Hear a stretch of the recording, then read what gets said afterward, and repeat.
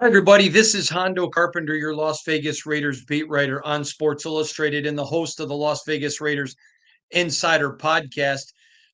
I am excited today to talk to you about a couple of issues.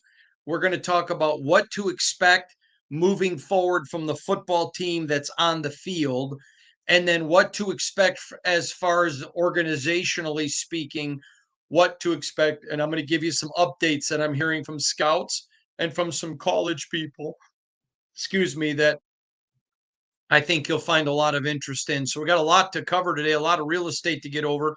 Going to have some really good stuff coming up for you all week, even with Thanksgiving and then the early game. So it's going to be a lot going on. Let's dig in and let's talk about it today. The first thing I want to get into is what to expect moving forward. You saw Antonio Pierce made a comment in his press conference on Monday that I thought was very telling, in which he essentially said, everybody is putting on tape for next year.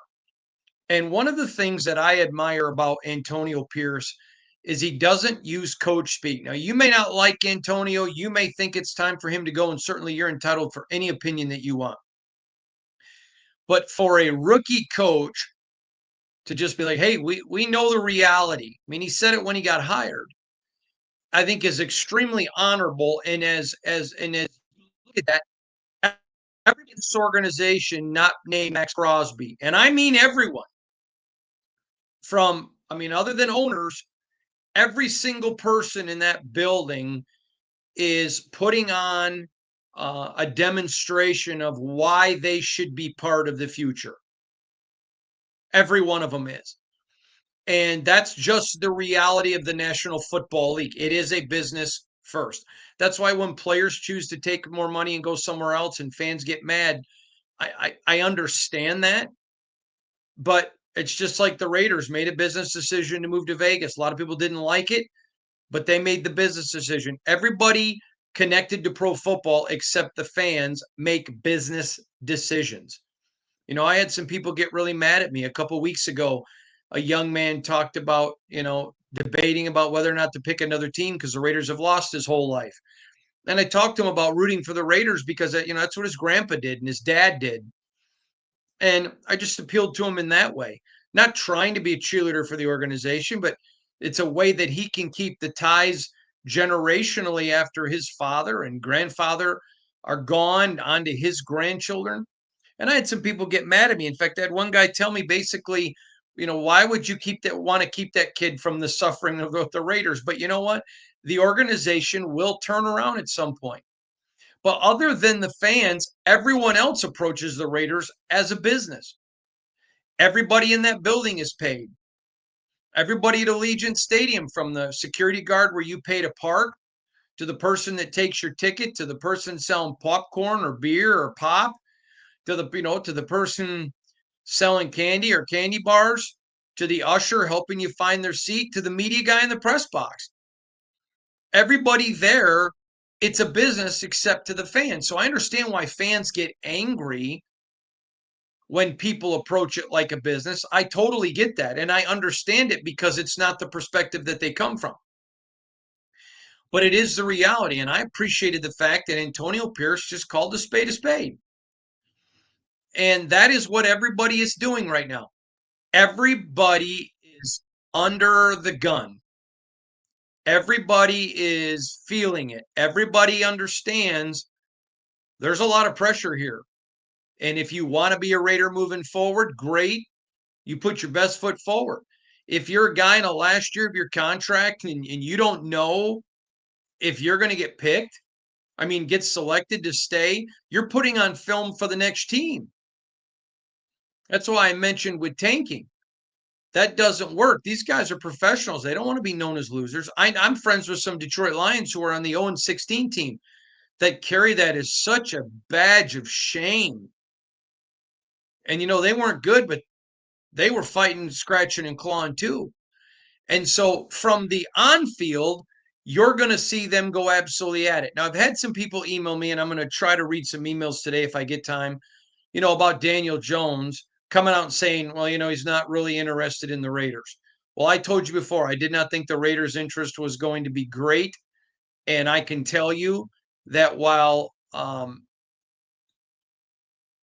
there was minimalistic talk, and remember, that could have been his people calling the Raiders too. Just an FYI. I'm not saying that, I'm just saying remember that. Uh, I don't know anyone that thought he was coming here. And so the Raiders are, you know what? I can tell you, we're sitting here today when I'm taping this, and it is, I think, noon on Thursday. I mean Thursday. Jeez, oh Pete, Tuesday. But I think there's a lot of hope that Aiden O'Connell will be the quarterback. But I didn't see Daniel Jones coming here, and I don't know anyone in that building who expected Daniel Jones to be here. We'll leave it right there. You can think of that any way you want, but we'll leave it there. So, but as a franchise now, it's in full evaluation mode. It's looking at every single angle of this.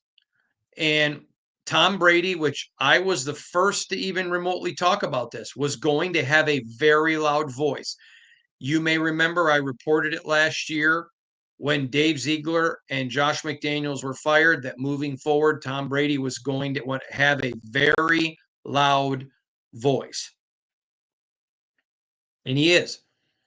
And so, literally, everybody within that organization, I believe, is looking at what they do. Is it part of the answer? Is it part of the solution? I can tell you this: Tom Brady is an absolute winner. And I'm working on a podcast for you where I'm going to bring some guys who've worked with Brady, played with Brady, friends with Brady on the podcast to just kind of let you understand his mindset. But I can tell you, Tom Brady approaches everything in his life to be a winner. I'll give you an example. Tom, whether you like Tom or not, and I know that I'm a Spartan and he's a Wolverine, but I have so much respect for him. And I'm going to tell you, Tom Brady had an amazing father, a great father, not a good dad. He had an amazing, great parents both, but specifically a great dad. And so Tom is absolutely holistically sold to being the dad that his dad was. And like me, and I had a great dad, that is a very difficult shadow to line up with. And he takes it absolutely serious. I don't care what you do for a living. I don't care if you're a plumber. I don't care if you're a ditch digger. I don't care if you are a doctor, a lawyer, or you sell Slurpees at 7-Eleven. I will respect any man who takes fatherhood as outside of being a husband, the most sacred duty that God can give a man. And Tom is that way. He's a phenomenal dad.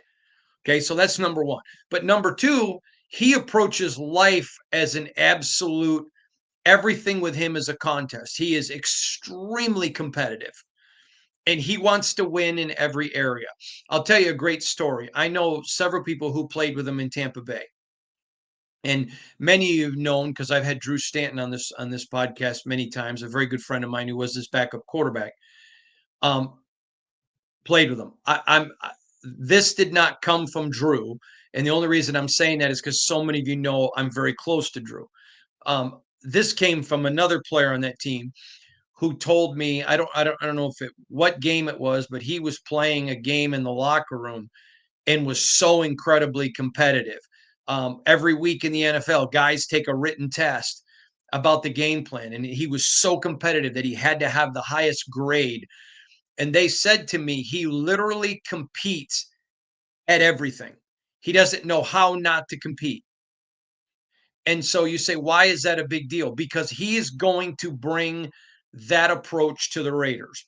He is going to look at from janitors all the way up as high as you can go and as low as you can go. And I'm not saying janitors are lowest on the totem pole. I'm just saying every area of this team is going to be thoroughly looked at. Does it have a championship mentality? In the Tom Brady world, everything leads to a championship from the highest person in the organization to the lowest person in the organization. Everything. Are the snacks pushing you towards a championship? Is the food preparation, training, strength and conditioning, coaching staff, grad assistants, I mean, all of it, secretaries, PR, everybody is going to get looked at in that organization. And so, somebody who he and I both know very well, and who has familiarity, I mean, doesn't work for the Raiders, but has familiarity with the Raiders and with Tom and all of it, told me Tom will look at every part of that franchise and say, we got to make a change here. That's not a championship, whatever. So that is a process that's being undertook right now. I've had several of you ask me, do I think Tom Brady's going to take GM title? No, I don't. I don't, because he's not going to live here. I don't expect him to move to Vegas until his children graduate and they go to school in Florida. So, I think it'll be 5 years. But he is going to have a loud, and as much as Mark Davis lets him, he could be the most dominant voice. I suspect that Mark Davis is going to let Tom Brady have the most dominant voice. Now, let's make this very clear. If Tom Brady has the dominant voice, which I believe he will, and I've been reporting for over a year that, then I absolutely need you to know it's because Mark Davis let him. He's not coming in and running roughshod over Mark. It's because that's what Mark Davis wants. So I think the organization is doing that. Then there is the accumulation of looking at what changes are coming. Do you like the scheme? Do you not like the scheme? Do you feel like you need to adjust the scheme? One thing that Tom Brady did exceptionally well, and I know this from coaches, management, and players that played with him in New England and in Tampa Bay. One of the things that he did well is you would watch New England one week run the ball 50 times, the next week throw it 50 times. They adapted to the other team's weaknesses. That is a very big deal. And so I don't know that he's going to want a Raiders scheme that's one dimensional. I think he's going to want one that has some multiplicity. I think he's going to want one that's going to be shape shifting a little bit. Yeah, primarily this is what they want to do, a pro set style, but they also want to be able to be, I'm trying the right word. They also want it to be a style that can adapt to the other team. Doesn't mean you don't attack. If the other team is going to stack the box and you're going to throw it and use the pass to set up the run. But if the next week you're going against a team that has great pass coverage, not so good rush coverage, then you do that. I'm going to give you an example. Okay. You saw Antonio Pierce on Monday talk about how disappointed he was with how much the Raiders threw the ball against the Broncos. And there were some that took it as if he was calling out the staff. He wasn't. It was just the situation the Raiders found themselves in. Okay, that's not really the way a Brady system would work. Brady is, if they use a system like he was as a quarterback, and he's the greatest of all time, it's going to be a system. Yeah, we want to do a pro set, but we want to be functional enough that if we're going against a great rushing defense, we're going to throw the ball. We don't care how many times we throw it. It's about winning. And if they don't come out of their rushing defense, we'll beat them with the pass. And if they do adjust, then we'll run. So those are all things. Then they're going to begin looking at every single position, every single one. What does that look like? Okay, does this guy fit what we want to do? Does it not fit what we want to do? I will tell you this. I have no idea what's going to happen with the offense. Because they're still interim, I think there's a very good chance that they get replaced. I'm not calling for that. I'm just telling you what I think the reality of the situation is. Okay. So then they have to look at who are we looking at? And I would expect people that have a connection. On the defensive side of the ball, they don't have to go anywhere. A deep dive into this defense will tell you that they're battered by injury. They've been devastated by an offense with so many turnovers, devastated by it, and devastated by injuries. But Patrick Graham is solid and he's worked with Brady before. To me, there is no reason for there to be any change on the defensive side of the ball. I wouldn't change one coach. I wouldn't change any side of that defense. Doesn't mean they won't. Then you have to look at, we already talked about offense. Then you got to look at, what do they think of Antonio Pierce? There is a lot of these players, not a lot, these players love Antonio. Can Antonio do what they want? If not, if they move on from Antonio, I believe it will be Mike Vrabel will be the next coach of the Las Vegas Raiders. I am in no way advocating for moving on from Antonio at all, and I want to make that clear. But I believe if they move on from him, I believe it will be Mike Vrabel. He has a great relationship with Brady. They're very close. He knows what Tom wants. He knows what he wants the defense to do, but he already has Patrick Graham. Then the key is going to be when Mike Vrabel has had his most success as a coach. It's when he has an absolutely stud offensive coordinator. Who could that offensive coordinator be?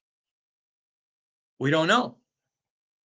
I had a person who knows Brady, who I'm not in any way implying they've talked to Brady about this either.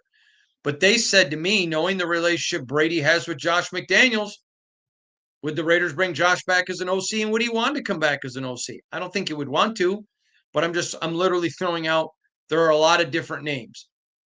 There are a lot of people.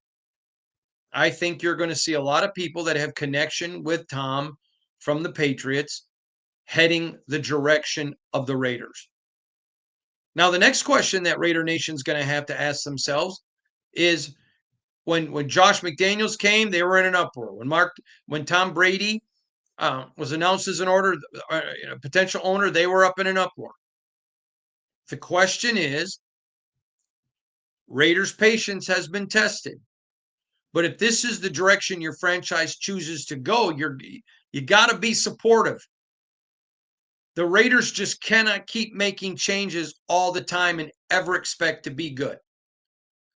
Okay? And Raider Nation patience is minimal at best. And with anything Patriot, it is lower than minimal. I don't even know. I guess you could say microscopic if it's related to the Patriots. I mean, microscopic. So there's a lot of directions at this franchise, a lot of questions. Now, I know from scouts, they are actively, I'm talking to people in colleges, and I'm talking to people who are other pro scouts. I'm starting to get some feedback on who the Raiders are looking at a lot. I think the general consensus in the National Football League and everywhere else is if they can maneuver to get Shedeur, it is going to be Shedeur. I'm not yet ready to call that pick, but I think I'm as confident in a November pre-Thanksgiving pick as ever that's going to be the guy they're going after. Shedeur is not a guy, he loves to stay in the pocket, but he's very athletic within the pocket. Raiders love that. That fits within the Brady system, and it fits in what they do now. He doesn't have the biggest arm in the National Football League, but you don't have to have. I mean, Bo Nix right now is potentially the rookie. If I was voting, Bo Nix would get the rookie of the year offensively, and he doesn't have the biggest arm either. That's overrated. Now, one thing you want to remember is there are two kinds of quarterbacks. There are throwers and passers. Let me explain that. Jamarcus Russell could throw the ball all over the field. He was a thrower. But who cares if you can throw the ball 75 yards if you can't place it in a perfect area? That's what a passer does. When you hear about guys threading the needle, guys who are extremely accurate, Tom Brady was a passer. He was not a thrower. There are guys that have a bigger arm than Tom Brady but there's no guy who's ever played the position better than Tom Brady. Why? Because he was a passer. The Raiders under Mr. Davis fell in love with Jamarcus because he was a thrower. But Shedeur is not a thrower. He is a passer. That's a very good thing. We've talked about Mahomes, who will stay in the pocket, then use his skills. I am in no way even remotely putting Shedeur on the Patrick Mahomes scale. Shedeur's in college. Patrick Mahomes is a two-time defending Super Bowl champion and an MVP candidate. But if you go back and look at them in college, there are a lot of similarities. Not 100%, but a lot of similarities. There's a lot of things about Shedeur to like. Now, there are some things not to like about him. We'll get into those later. But the Raiders are being thorough. They're looking at a ton of quarterbacks. And I'm hearing that from NFL scouts and college people letting me know where the Raiders scouts are at. Now, also, they can do a lot of scouting and they don't have to be there because they get the tape. Just remember that.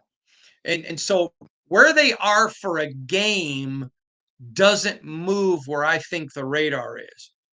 But where they're at during the week, see, a lot of people don't know that. The pro scouts will go in, watch practice, talk to the equipment guys, talk to the janitors, watch how a kid practices. They want to watch all of that so they can report back to general managers and ownership. Hey, this kid's got great presence in practice. He's not. I'll give you a great example. I know a quarterback that was very highly rated,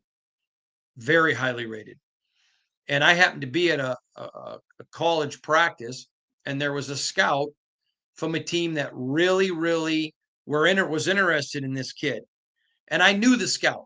So he and I were going to go to dinner with my wife and I after practice. Well, not after practice, but after he finished his work after practice. So we went out, and I wasn't covering the NFL at the time, and I said, "Hey, what do you think of the kid?" He goes, "Are we on the record or off?" I said, "We're off the record." And so I'm not going to tell you the kid or the team. I said, "What do you think of the kid?" And he goes, "Do you watch him when he comes off the field and he's not practicing? He turns his back. He's not watching the game because on this particular day, the team was scrimmaging. It's like he doesn't care. If there was a quick turnaround, somebody have to tell him, grab your helmet." He goes, he doesn't think the game matters if he's not in there. Very self-centered. And that kid ended up plummeting in the draft. He was a guy everybody thought was going first round. And I mean, he plummeted. Why? Because of those attributes. So I pay more attention to where scouts are during the week than where they are for games. So just keep an eye on that. Don't always be deceived by that. Doesn't mean they don't go to games. I'm not saying they don't. But I know of one particular team where they were going after, everyone knew they needed a defensive tackle.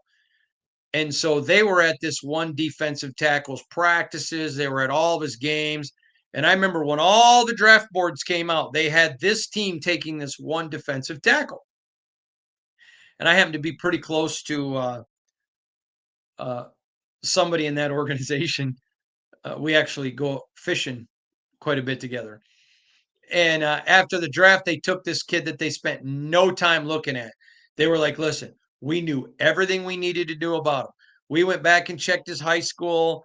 We checked people around his school, but never went to practice. We wanted people to think we had no interest. We didn't talk to him at the combine. We didn't bring him in. We didn't let his agent, because here's another problem. Let's say a team says to an agent, hey, we really like your guy. We really like your guy. And if he gets to us at 10, he's not getting past us. Well, then those agents will go to 1 through 9 and say, hey, if you want my guy,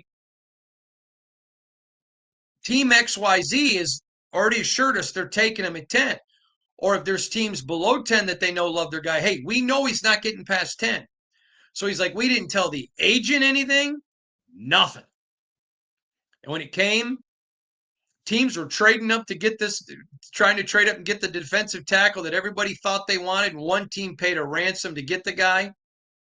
And they took the guy they wanted all along, which stunned everybody. Why? Smart. So the Raiders are, that's why, again, it's more about, I'm watching who are they talking to during the week more than the game, but they will go to games. They will go to games. If they think a guy's a, third, fourth, fifth round guy, they'll absolutely go to games. A lot of times they like to go to games where there's multiple prospects. I know of a one time there was a team that had a prospect and there was no other prospects on the team, and the team they were playing had prospects. So there was nobody at the game because nobody wanted anyone to know because everyone knew they were there only after one. But you go to a Bama or an LSU game, or you go to a Tennessee Georgia game, there's going to be plenty of prospects. So again, all of that's going into right now where it's headed. On the field, this team is going to scratch, claw, and fight to be competitive. Off the field, they are looking under every rock at every scenario to figure out who are we as a team, where are we as a team, and where are we going as a team. That's what you can expect from your Raiders right now. I appreciate all of you. Thank you for just being who you are. I hope you have a great day. We'll see you again tomorrow. Happy Thanksgiving week. God bless you all.